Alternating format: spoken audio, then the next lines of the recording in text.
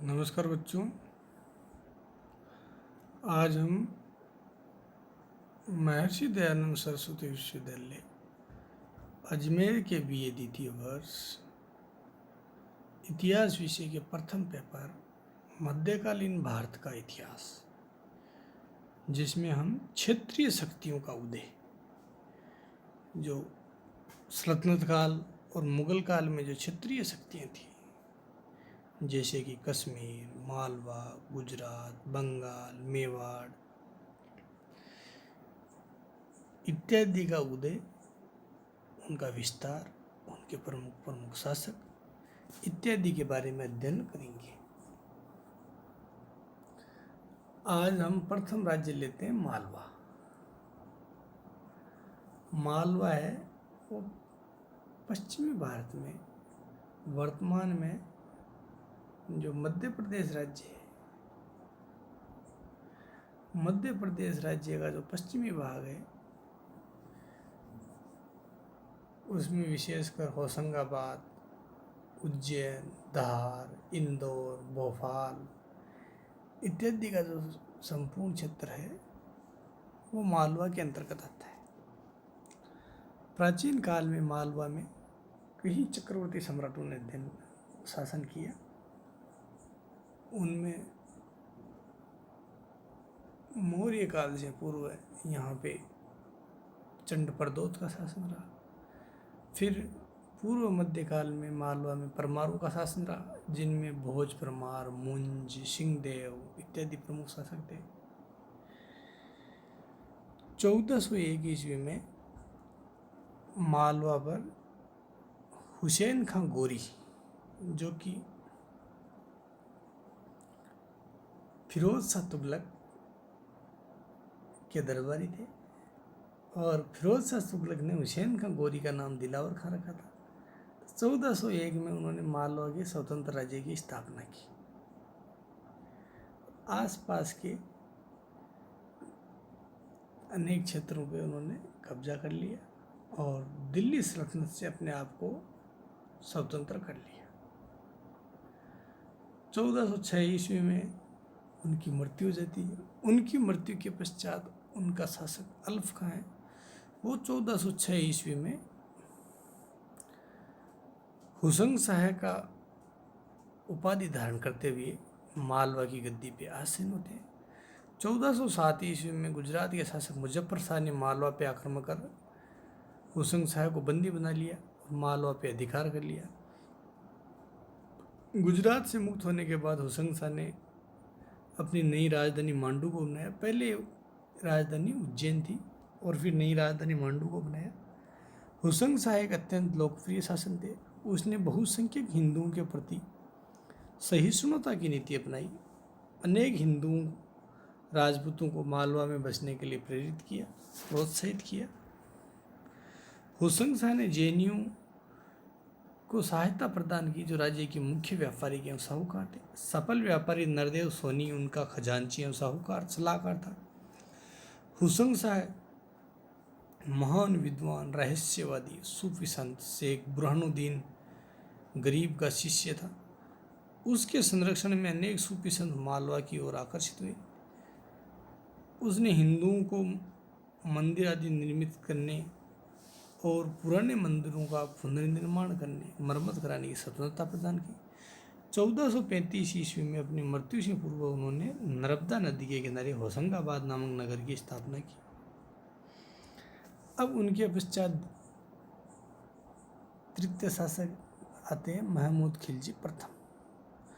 1436 ईस्वी में मोहम्मद सुल्तान महमूद गोरी को उसके वजीर खलजी तुर्क महमूद खान ने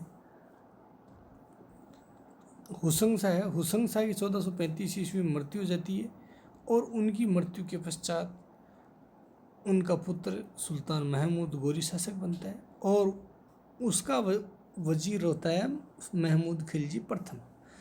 तो वो अपने सुल्तान को जहर देके ख़त्म कर देते हैं, मार देते हैं और तख्त पे, सिंहासन पे स्वयं कब्जा करके खिलजी वंश की शासन की स्थापना करते हैं। अर्थात गोरी वंश का शासन है वो 1401 ईस्वी से 1436 ईस्वी तक रहा।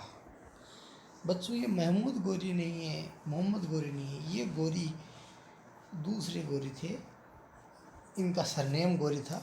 वो गोरी है वो इनसे 300 साल पहले हुआ था। मालवा के सुल्तानों में सर्वाधिक शक्तिशाली माना जाता है महमूद खिलजी प्रथम। महमूद ने अपने पिता के संरक्षण में शासन प्रारंभ किया। उसने अपना अधिकांश जीवन विभिन्न राजाओं से युद्ध करने में बिताया। ऐसा कोई वर्ष मुश्किल से ही जाता होगा जब वह मैदान में न उतरता। उसके विषय में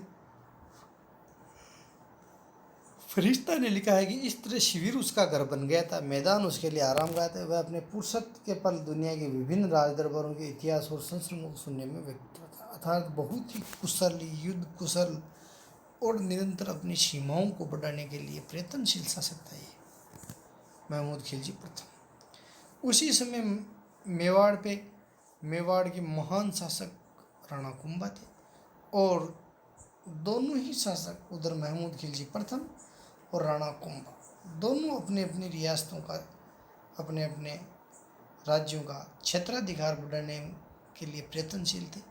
अतः दोनों की सीमाएं आपस में मिलती थी और इसलिए दोनों के मध्य संघर्ष होना जरूरी हो गया था। राणा कुंभा ने देखो, मेवाड़ के राणा कुंभा ने युद्ध में दोनों शासकों में विजय होने का दावा किया था। इन मध्य युद्ध हुआ महमूद खिलजी प्रथम और राणा कुंभा के मध्य। तो महमूद खिलजी ने मांडू में 7 मंजिला वाला स्तंभ स्थापित किया। उसी तरह राणा कुंभा ने चित्तौड़ में विजय स्तंभ बनवाया। अर्थात दोनों शासक है वो एक दूसरे पे विजय होने की घोषणा करते हैं। इसके शासनकाल में मालवा का गौरव अपने चरमोत्कर्ष पर पहुंच गया। उसने मुस्लिम प्रजा के प्रति उदारतापूर्वक नीति बनाई, उन्हें शासन में उच्च पदों पर नियुक्त किया। उसने व्यापार या वाणिज्य के संवर्धन के लिए जैन पूंजीपतियों का संरक्षण प्रदान किया। प्रजा के स्वास्थ्य के लिए मांडू में एक चिकित्सालय की स्थापना करवाई जिसमें रोगियों के ठहरने के लिए और औषधियों की पर्याप्त व्यवस्था की। शिक्षा के लिए मांडू में एक आवासीय महाविद्यालय की भी स्थापना करवाई। उसके पश्चात शासक बनता है गयासुद्दीन, महमूद खिलजी प्रथम का बेटा। गयासुद्दीन के चरित्र में बड़ा अंतर्विरोध था। वह बाहर से पवित्र एवं धार्मिक जीवन व्यतीत करने का दिखावा करता था, लेकिन व्यक्तिगत जीवन में वह नितांत इंद्रिय लोलुप था। उसके महल में 16,000 दासियाँ थीं जिनमें अनेक हिंदू सरदारों की पुत्रियाँ भी थीं। उसने इथोपिया एवं तुर्की दासियों की एक अंगरक्षक सेना की भी गठित की थी। अर्थात उसके चारों तरफ से दासियों की एक अंगरक्षक सेना थी जो उसके निजी अंगरक्षक थे। महमूद खिलजी द्वितीय, महमूद शाह खिलजी द्वितीय 1511 में बड़ी विषम परिस्थितियों में सुल्तान बना। उसने मुसलमान अमीरों के षड्यंत्र से अपनी रक्षा के लिए चंदेरी के राजपूत शासक मेदिनी राय, ये बच्चों वही मेदिनी राय है जो राणा सांगा के साथ खानवा के युद्ध में सहायता हेतु गए थे और उस लड़ाई में भाग लिया था। मेदिनी राय को अपना वजीर बनाया। 1531 में गुजरात के शासक बहादुर शाह ने महमूद को पराजित कर मालवा राज्य को गुजरात में शामिल कर लिया। अर्थात मालवा राज्य का अस्तित्व है वो 1401 से लेके 1531 ईस्वी तक रहा। आज का हमारा चैप्टर बस इतना ही है, बाकी का हम अगले प्रकरण में इस बारे में अध्ययन करेंगे।